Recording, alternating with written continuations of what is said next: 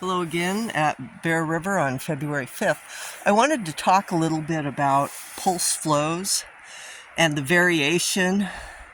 I was reading the Delta Water Quality Update Fish and Wildlife Flow Recommendations, and it described flow as not only volume, but timing, duration, placement, location. There's a lot of factors involved with the fluctuating flows.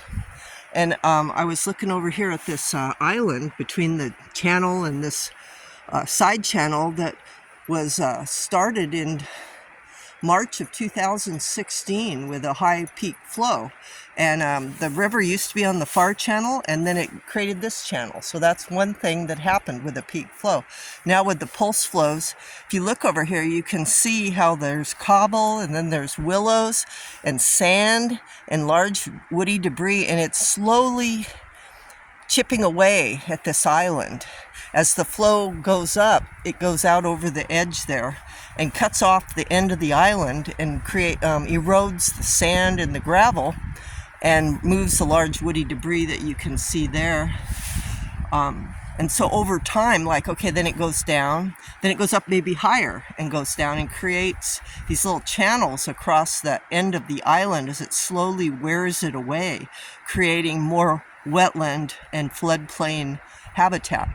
So that's kind of how these dynamic flows work. And what I was trying to communicate to some people is the variation in flows is important. Rollins spilling is important because it's the only time we get peak and pulse flows. Otherwise, they're diverting and storing and keeping, and then they're fighting with CDFW about regulations on minimum flows. But the living pulse of the river, just like your heartbeat pulse, it goes up and down and moves around and does this and that gives diversity and opportunities to the biota, the living beings that are in this river.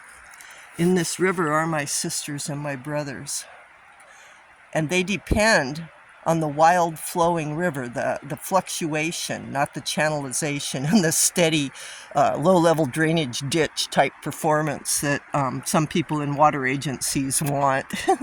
But we want the living world. We want pulsating flows. We want a dynamic ecological environment, and that's what we're getting here right now. And you can see on an eroded bank there, when it's up like 5,000, it's eroding at that top bank, and it's inundating this, and there's another floodplain right there when we get peak flows. Okay, Mini Wachoni.